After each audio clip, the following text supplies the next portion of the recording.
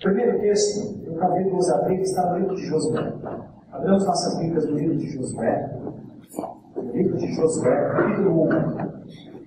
Livro de Josué, capítulo 1. Deus falou com Josué, meus irmãos. Deus falou com Josué e de uma maneira muito objetiva disse a Josué que ele tinha alguma coisa muito especial para fazer. Josué mal podia imaginar o que seria esse grande desafio. Josué 1.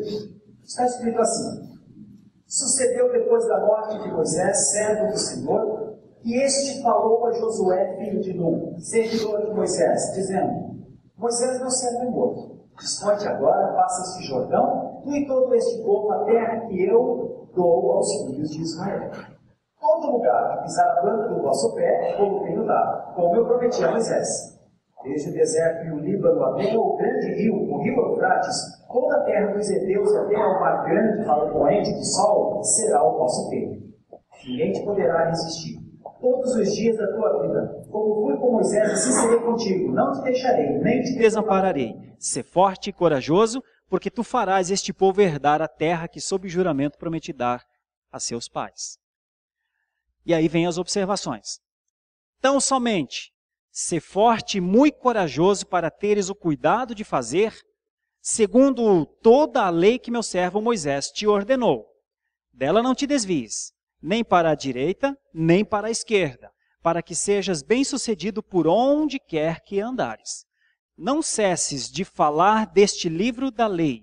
Antes, medita nele dia e noite, para que tenhas cuidado de fazer segundo tudo quanto nele está escrito. Então farás prosperar o teu caminho e serás bem-sucedido. Não te mandei eu? Sê forte e corajoso. Não temas, nem te espantes, porque o Senhor teu Deus é contigo por onde quer que andares.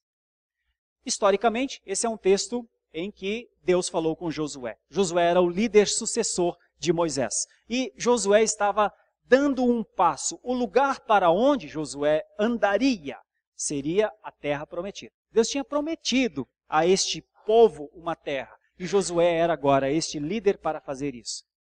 Mas vocês percebem como Deus chamou Josué à responsabilidade? Ele disse algumas coisas. Ele disse: você vai, eu vou te levar, mas algumas coisas são requeridas de você. Coragem, disposição, força. E disse: você não vai andar sem este livro. Você não vai conseguir andar sem este livro. Medita neste livro. Muito bem. Vou fazer uma aplicação rápida. Eu e você não somos Josué. Eu e você somos João, Pedro, Maria, Sérgio. Nós somos as pessoas dos nossos tempos. Mas neste momento, Deus os faz andar neste lugar. O para onde quer que andares seus, neste momento, é aqui. Como nós podemos aplicar isso às nossas vidas? Eu diria da mesma forma como Deus disse a Josué. Vocês têm coragem? Vocês têm disposição? Vocês têm alegria no coração de vocês por vocês serem cristãos? Vocês têm amor à palavra de Deus? Meditem nela. Só isso. Vivam por ela, se alimentem dela. E então, não precisarão temer, não precisarão se espantar, porque o Senhor, seu Deus, meu Deus, nosso Deus, será conosco por onde andarmos. Neste momento, vocês estão chegando a esta denominação. Essa é uma denominação que anda há 50 anos fazendo a obra neste lugar. E em muitos outros lugares. As 6 igrejas que são filhas dessa igreja, as outras 4 que estão sendo geridas por essa igreja, os campos missionários em muitos lugares do mundo, da América do Sul, da Europa, do Oriente Médio, da África. Essa é uma igreja que anda e está andando por um caminho.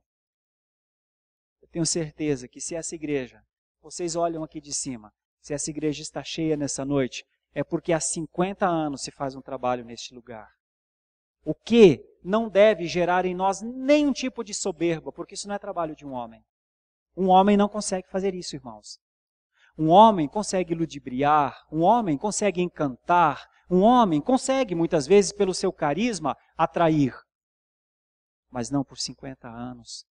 Não com a pregação reformada sendo pregada, e o principal da pregação é a glorificação ao Senhor e o arrependimento dos pecados, a responsabilidade do homem. Por isso, eu quero animá-los e dizer que vocês estão adentrando a uma igreja que anda nesses caminhos de Josué.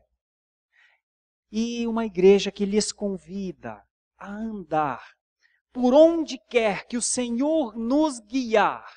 Ele disse, aqueles que meditarem no livro, aqueles que considerarem verdadeiramente esse livro como um instrumento, como um alimento, como uma água que mata a sede, não precisarão temer, não precisarão se espantar, ainda que os dias sejam muito difíceis. E é por conta destes dias muito difíceis que eu vou levá-los ao segundo texto. O segundo texto é no Novo Testamento, é em Mateus capítulo 6, versículo 1, na verdade.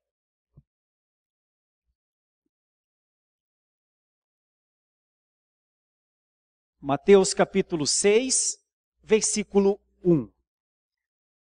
Assim como no Antigo Testamento, o momento em que Deus fala a Josué é um momento muito marcante, porque Moisés havia morrido, e Moisés era o grande líder do povo de Deus. E um novo conceito estava sendo entregue. O povo de Deus seria guiado por uma liderança diferente da liderança de Moisés. Porque Moisés tinha as suas características como líder. Josué tinha outras características. E então, no momento em que Deus fala a Josué, Deus está capacitando e garantindo a vitória de Josué. E Deus está dizendo, vai por mim. Você não é Moisés, você é Josué. Mas é você, Josué, que será o líder deste povo. E era um grande povo. Nesse texto do Novo Testamento, quem está falando é o Senhor Jesus. E o Senhor Jesus está falando também a uma multidão. Esse texto está dentro do Sermão do Monte, ou do Sermão da Planície. O grande sermão que começa com palavras estranhas e difíceis, mas muito difíceis mesmo. O Senhor Jesus começa dizendo que a verdadeira felicidade, a verdadeira bem-aventurança, que felizes e bem-aventurados seriam os que choravam, os pobres, os desprotegidos, os dependentes, os perseguidos. E isso era muito estranho, tanto naquele tempo como é hoje. Porque o resultado, a felicidade, normalmente ela se dá como resultado de alguma coisa muito legal que aconteceu, muito boa. O normal é isso. O normal é o nosso país estar vivendo um momento de êxtase. Nós ainda temos até umas bandeirinhas ali, porque ontem a turma comemorou a vitória da seleção brasileira aqui. O Brasil está vivendo um momento de euforia, porque teve um fato, e o fato foi isso. A seleção brasileira deu ao Brasil, neste momento, um status de vitória. E então, por causa dessa vitória, as ruas são cheias, mais bandeiras são colocadas nos carros, mais camisas são compradas, mais gente comemora, mais gente vibra, mais gente é feliz. Isso parece ser o normal. A circunstância é a causa da felicidade ou da infelicidade. Se a seleção brasileira tivesse perdido, as ruas de Vila Madalena estariam vazias. Os carros não estariam buzinando. E com toda certeza, todos os protetores de espelho já teriam saído dos carros. E com toda certeza, todas as camisas já teriam ido para a máquina de lavar.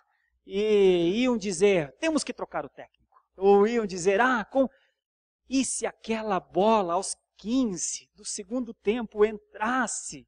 Ah, meu Deus, estaríamos perdidos e tristes. O normal é isso.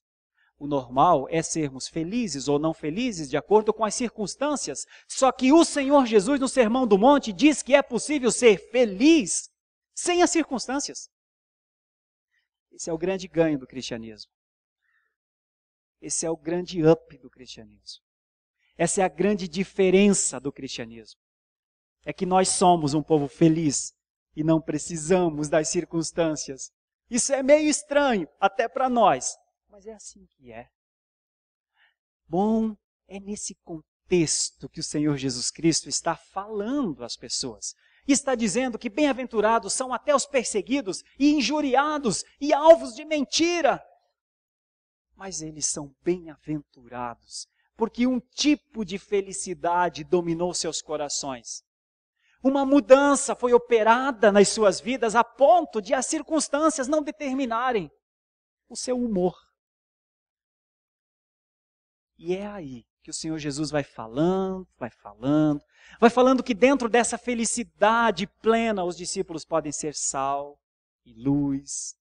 Vai instruindo, que dentro dessa plena felicidade, a sua igreja, os seus discípulos, podem reagir às tentativas de destruição da própria igreja. E vai andando, até chegar no capítulo 6.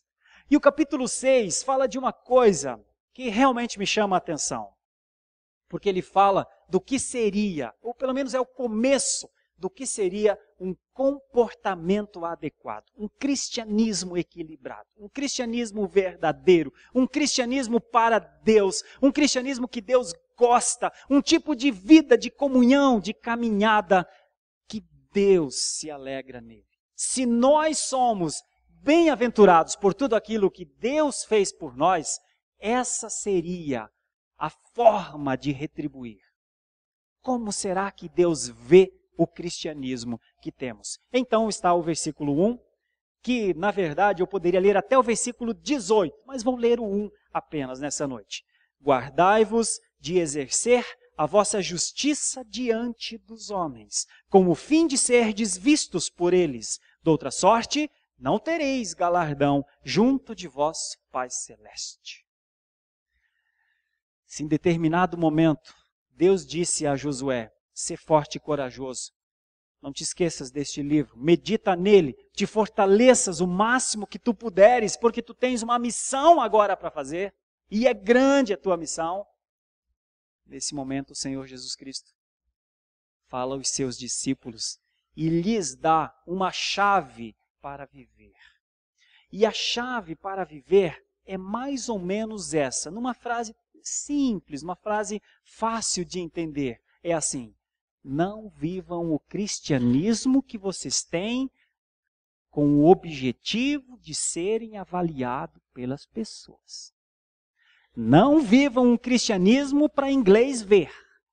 É mais ou menos isso. Olha, essa história de para inglês ver me chamou a atenção. Não existe uma explicação acima de controvérsia para a conhecidíssima expressão para inglês ver, cujo sentido define para efeito de aparência, sem validade. A mais aceita, e que nos parece também a mais plausível, é a que apresentou o filólogo João Ribeiro em seu livro A Língua Nacional. No tempo do Império, as autoridades brasileiras, fingindo que cediam às pressões da Inglaterra, tomaram providências de mentirinha para combater o tráfico de escravos africanos. Um combate que nunca houve, que era encenado apenas para inglês ver. O sentido da expressão nesse contexto é exatamente o mesmo que ela tem até hoje. Mais do que isso. Em seu tesouro da fraseologia brasileira, Antenor Nascentes enumera outras teses. Uma delas, de Márcio Sete, diz respeito aos trajes de linho que os ingleses usavam em Pernambuco, diferentes dos de caxemira, preferidos pela população local, o que levava certos brasileiros gozadores, sempre que viam um nativo brasileiro trajando linho, a dizer que ele só se vestia assim para inglês ver. E essa expressão para inglês ver se tornou muito real nesta semana aqui na nossa cidade, em São Paulo. Porque o príncipe Harry esteve aqui, vocês sabem disso. E ele, filho do príncipe Charles e da princesa Diana. E ele foi ver na Cracolândia um projeto, chama-se De Braços Abertos, é um bom projeto, inclusive. E ele foi, então, avaliar o que estava acontecendo, porque ele, filantropo como roda o mundo para ver como estão as coisas. E quando ele chegou na Cracolândia, as ruas estavam lavadas, limpíssimas, brilhando, e tinha, inclusive, paralelepípedos pintados. E então alguém aproveitou o momento para dizer: isso aqui é um lugar para inglês ver. O que fez sentido, né? Foi mesmo. O inglês viu. Com certeza, hoje, 3 dias depois, aquele lugar já não é mais um lugar para inglês ver. Ok. Bom, mas é sobre isso que eu queria falar um pouco nessa noite. É muito fácil ter um cristianismo para inglês ver. É muito fácil aparentar ruas lavadas. É muito fácil aparentar roupas bem passadas. É muito fácil colocar um gel no cabelo, fazer a barba, colocar nossa melhor roupa e vir para a igreja. É muito fácil. Essa é a parte mais fácil do cristianismo. Porque essa é uma parte do cristianismo em que nós, de tanto que fazemos, de tanto que nos habituamos a fazer, fazemos até como um costume. Só que, se eu colocar a minha melhor roupa e passar o gel no cabelo, e fazer a barba, ou colocar um batom, ou passar um blush, e vir para a igreja, e fechar os olhos, e fechar bastante os olhos, e levantar bastante as mãos, e chorar no meio de uma música bonita, dirigida pelo conjunto de louvor.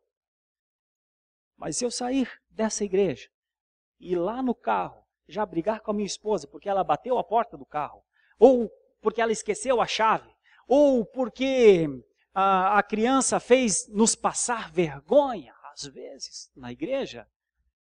E quando chegarmos nas nossas casas, e lá nas nossas casas, tivermos a impressão que praticamos o bom cristianismo, porque fomos à igreja, e porque usamos uma roupa bonita, e porque estivemos com os nossos irmãos, e cumprimos, nós só cumprimos um protocolo. E é responsabilidade minha dizer a vocês, queridos novos, que eu não estou interessado numa fé protocolar. E não me agrada em nada a possibilidade de um irmão ter uma fé protocolar, de uma fé para inglês ver. Porque isso não faz sentido com o sentido da palavra. Foi assim que Jesus disse: guardai-vos de exercer a vossa justiça diante dos homens com o fim de serem vistos por eles.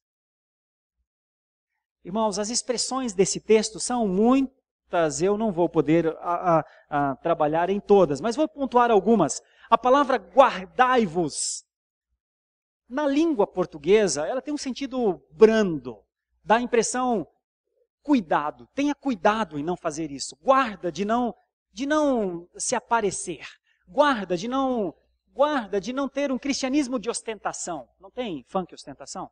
Pois bem, parece que também há a possibilidade do cristianismo de ostentação. Então a palavra parece que é só, toma cuidado em não ter um cristianismo de ostentação. Mas a palavra original, ela vai além. E ela vai além, e ela pode chegar ao seguinte sentido. Ao sentido de um navio que é trazido à terra firme. De uma embarcação que está assodada pelas ondas. E então corre perigo e alguém toma essa embarcação e traz à terra firme. E ela fica firme. Ou seja, guardai-vos de mostrar um cristianismo de vaidade. Guardai-vos de demonstrar um cristianismo como a ortodoxia, ou a defesa da ortodoxia. Antes de tudo volta para a terra, filho. Vem para a terra firme. Viu? Pisa em solo firme. O cristianismo é uma coisa firme. O cristianismo é um local que nós devemos ser, em certa medida, contidos. O cristianismo não é sinônimo de empolgação, de entusiasmo. O cristianismo, antes dessas coisas, o cristianismo passa pela consciência, passa pelo entendimento, passa pela lucidez.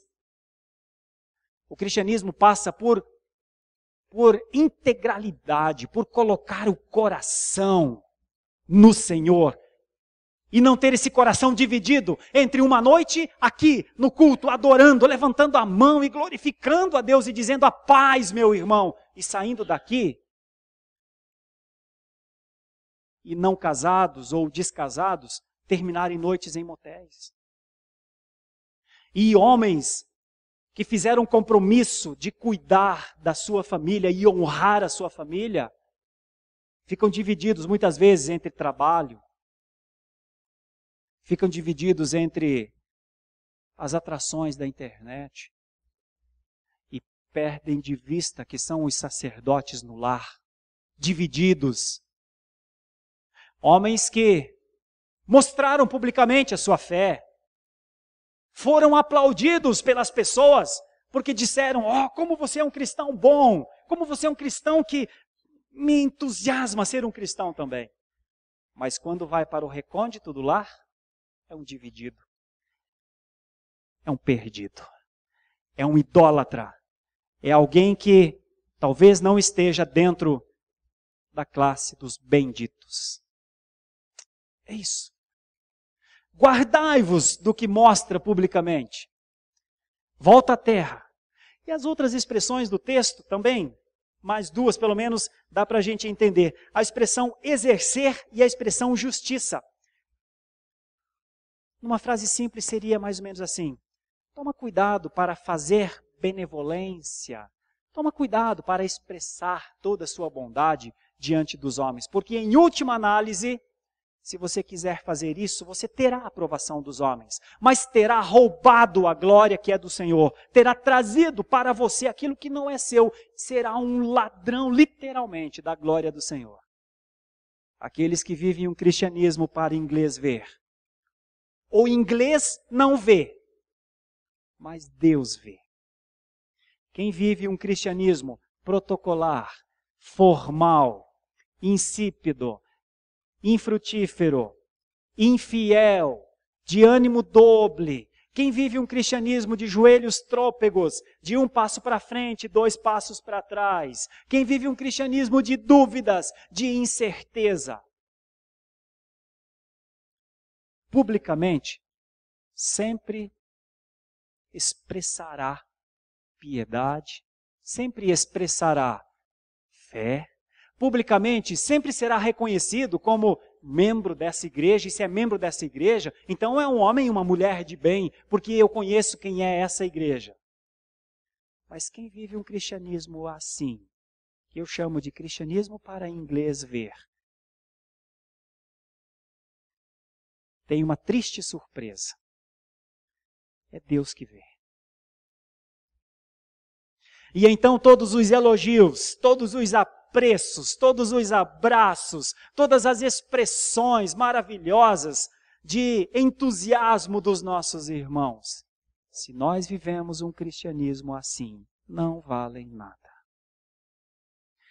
Aí eu faço essa pergunta aos queridos irmãos, mais de 40 irmãos nessa noite. Vocês querem viver um cristianismo que não vale nada? Vocês querem viver um cristianismo aprovado por pessoas? Vocês vão se contentar em aparentar,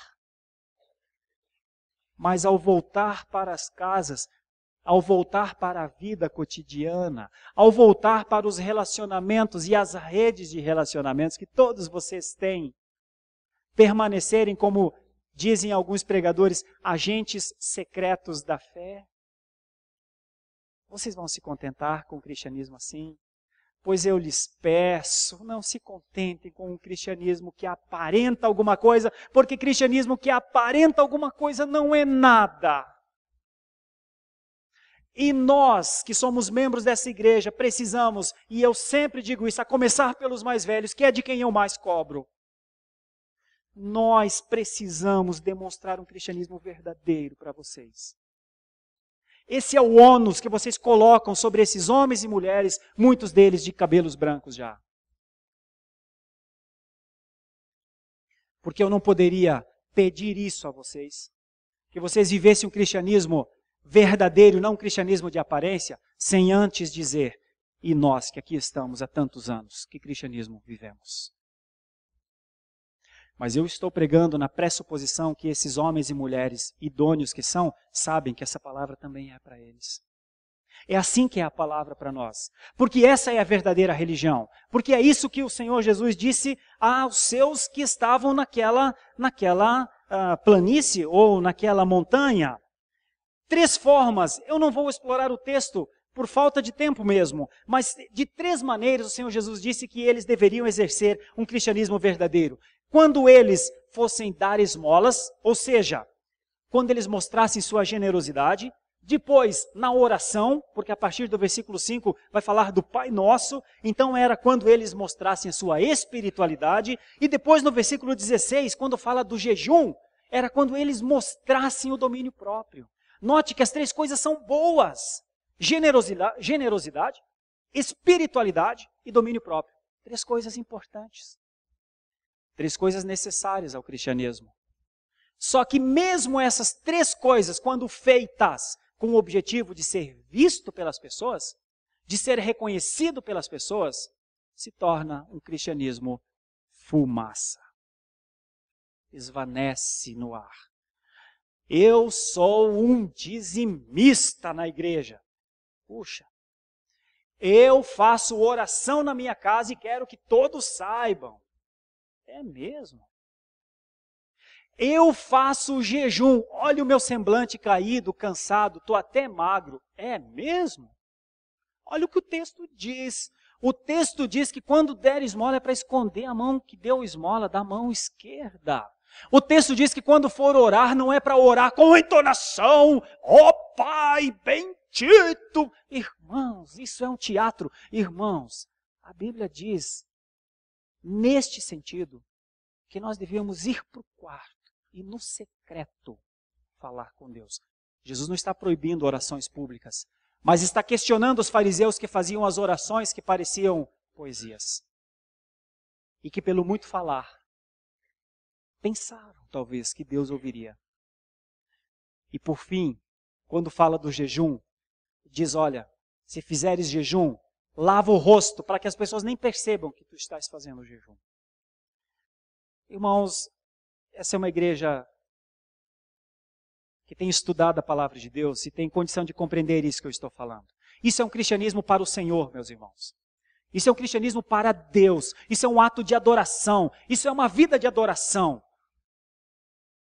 Se eu e você precisamos que as pessoas validem a nossa vida cristã, estamos com algum problema com a nossa fé em algum lugar. É Deus quem precisa validar. É Deus quem precisa aferir. É Deus quem precisa olhar para a nossa vida e julgar se o nosso cristianismo é o que nós recebemos do Senhor e estamos entregando, como o pastor Daniel pregou nessa manhã. Como Paulo disse, o que eu recebi, isso estou entregando. Eu quero desafiá-los, meus irmãos, a um cristianismo verdadeiro como uma expressão verdadeira de fé. Irmão, irmã, você é pecador como eu, como todos nós aqui, viu? Deus não está esperando ou imaginando que você seja um anjo sem pecado. Você não é anjo, nunca vai ser anjo. Sempre será agente, sempre será pessoa.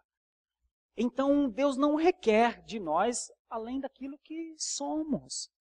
Mas, irmãos, que tem uma caminhada bonita, grande, ampla no caminho da santificação, isso tem. E eu quero desafiá-los a isso. Sabe, pode ser que chegue um momento que você tenha orgulho de ser dessa igreja. É pecado, vai ser pecado. É possível que chegue um momento que você tenha uma grande satisfação porque o pastor da sua igreja, não sou eu, obviamente, mas algum pastor da sua igreja é um ícone nacional. Você vai se sentir, puxa, é a minha igreja, é o pastor da minha igreja. Não, isso é pecado. Vai chegar um momento, talvez, em que você verá a igreja rompendo as suas barreiras, plantando outras igrejas, e você pensará, veja, é a nossa igreja fazendo isso. Irmão, toda vez que a soberba dominar o nosso coração, significa que a queda está ali na frente. Porque a soberba precede a queda, diz as Escrituras. Irmãos, nós não somos uma igreja que deva descuidar da humildade diante do Senhor, da adoração diante do Senhor, da fidelidade diante do Senhor.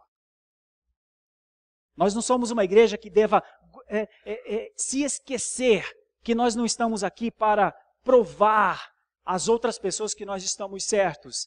As palavras de Jesus são mais fortes do que isso. As palavras do Senhor Jesus diz: guarda de fazer essas coisas, volta para a terra, não fique exercendo benevolência com o objetivo de ser recompensado ou elogiado, porque se você ficar refém disso, vai chegar o dia em que você vai fazer as coisas e as pessoas não vão te elogiar, não vão te recompensar. E você tem dois problemas quando você depende das pessoas.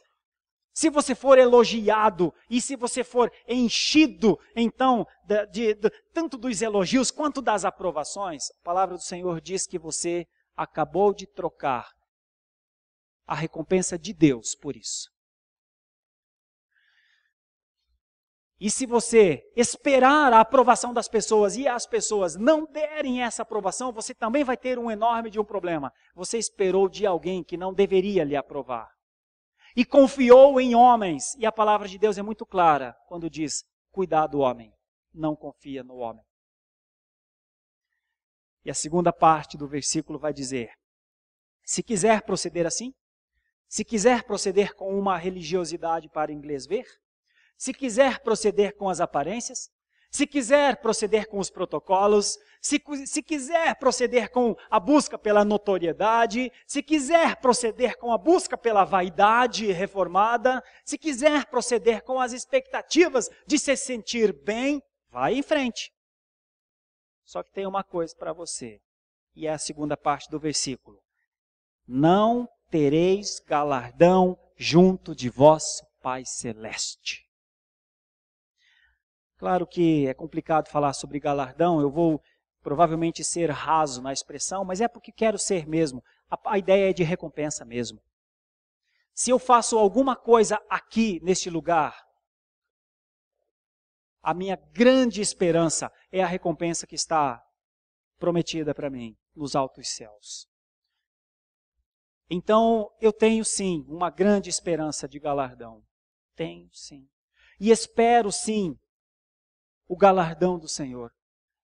Espero sim adentrar nos altos céus. Espero sim viver eternamente lá. Vivo para isso. Os anos passam e aprendi a não temer a morte por causa disso. E se morrer amanhã, vocês saberão que o pastor morreu feliz.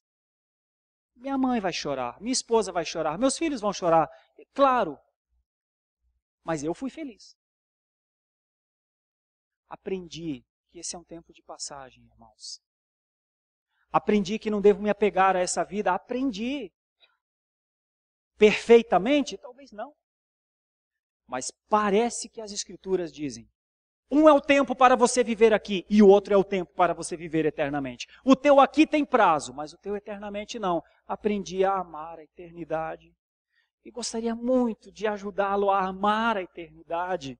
A trocar literalmente os tesouros daqui pelos tesouros de lá. Gostaria imensamente de, pela palavra do Senhor, ajudá-los a não viver um cristianismo que as pessoas aprovam. Porque a aprovação não tem valor nenhum. Mas a aprovação do Senhor tem valor.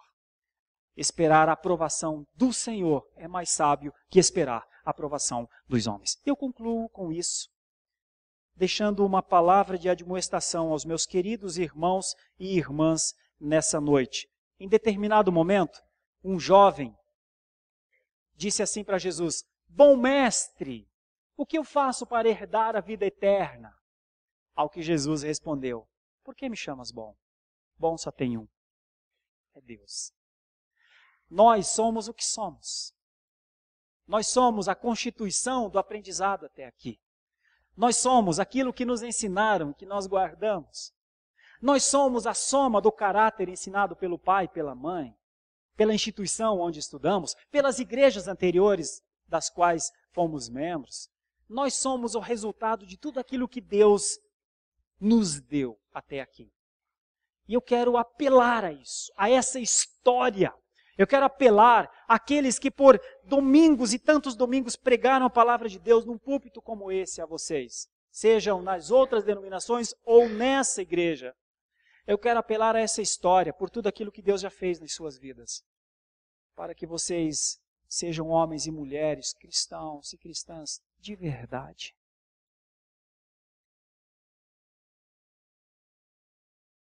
Eu tenho medo do que eu estou perguntando a vocês. Eu tenho preocupação, porque eu estou olhando para vocês e convivo e conheço alguns de vocês e caminho com alguns de vocês. E tenho preocupação com a vida espiritual de vocês. Quando a gente faz pública profissão de fé numa igreja, não é um ato de formatura, é o começo mesmo, é o início de uma caminhada. Mas é porque nós temos tanta coisa para fazer neste lugar. Sabe, nós temos tantas casas por abrir e levar o evangelho, nós temos tantas famílias por alcançar pais que estão perdidos, nós temos tantas igrejas para plantar neste lugar, que se eu imaginar que nós estamos recebendo 40 irmãos para viverem um cristianismo para inglês ver, talvez eu tenha vontade de ir embora de São Paulo. Porque não pode ser. Não é justo, não é digno para com o evangelho, assim como não é justo e não é digno, nós temos uma igreja de 500 membros, com o potencial para vivermos coisas excelentes nessa cidade, com o potencial para realmente investirmos em missões, com potencial para verdadeiramente termos um instituto bíblico neste lugar, com potencial para termos uma escola neste lugar para ensinar as pessoas que estão neste bairro, mas nós nos contentarmos em vir aos domingos à igreja e cantarmos os louvores e levantarmos as nossas mãos, ou se não gostamos de levantar a mão, escondemos as mãos ou não levantamos e tal, e vivermos um cristianismo protocolar, um cristianismo acostumado, um cristianismo de domingo. Irmãos, em nome de Jesus, pelo Espírito de Deus, eu não consigo me conformar com isso. Eu não consigo aceitar isso. E não consigo pensar que é para isso que nós fomos chamados. E desafio essa igreja a uma atitude de fidelidade. E desafio você a uma atitude de fidelidade, a crer em Deus, a esperar em Deus, a orar por esses líderes. Maridos que são presbíteros, são diáconos, têm serviço longo, têm uma longa ficha de serviço nessa igreja e que precisam de oração. Anfitriões que têm suas casas abertas para pregar o evangelho durante a semana, mas com dificuldade abre-se a casa, com dificuldade espera-se as pessoas. Em determinado momento um líder de grupo disse para mim: reverendo, estou pensando inclusive em parar com o meu pequeno grupo, sabe por quê? Porque eu não me sinto bem de ficar convencendo os crentes a vir para o meu pequeno grupo. E eu entendi que ele deve parar com o grupo, ou deveria parar então com o grupo, porque é uma coisa no mínimo estranha ter que ficar convencendo os irmãos de fé a fazerem algo que é tão maravilhoso e tão bíblico e tão historicamente usado por Deus. Então, irmãos, eu concluo com isso. Na esperança de que nós sejamos uma igreja que viva com intensidade o evangelho, que viva aqui com intensidade, mas que viva quando sai daqui. Que aqui seja um momento de graça, de alegria, de comunhão, mas quando a gente sai daqui, seja de serviço, seja de abnegação, seja de doação. Quando o cristianismo é real, meus irmãos, os salvos são reais. Quando o cristianismo é feito com responsabilidade, diante das Escrituras, debaixo das Escrituras, vivido pelas Escrituras, quando as pessoas se convertem, elas veem isso e se tornam pessoas reais. Eu gostaria muito que você não chegasse a essa igreja ou estivesse nessa igreja enganado. Seria uma irresponsabilidade minha não lhes falar essas coisas. Por isso eu quebrei o protocolo e convidei-os para ficar aqui em cima nessa noite. porque esse é um momento histórico para nós. Esse é um momento de alegria para essa igreja. Esse é um momento que não cabe honras pessoais a ninguém. Não cabe ao conselho, não cabe aos líderes de PGs que trouxeram muitos de vocês. Não cabe. A mim não cabe. Esse é um momento que ou ele é para a glória do nosso Deus, ou ele serve para a glória do unigênito do Pai, ou ele é um grande e bonito momento perdido. Ou Deus é glorificado na vida de vocês, ou não valeu. A minha esperança é que vocês vivam essa fé e sirvam a essa igreja com essa fé, para a glória do Senhor. Se o Senhor for glorificado através da vida de vocês, então, com toda a certeza, toda a nossa caminhada será uma caminhada de alegria, de confraternização e de muitos sonhos realizados. Que Deus os ajude. Que Deus dê graça a vocês, que essa caminhada não seja uma caminhada para inglês ver. Você vai lembrar sempre dessa expressão, eu pontuei 7 ou 8 vezes já nessa noite. É porque assim como eu não quero que vocês vivam o cristianismo para inglês ver, eu não conseguiria me conformar com uma igreja vivendo um cristianismo para inglês ver. Que Deus nos ajude, a todos nós.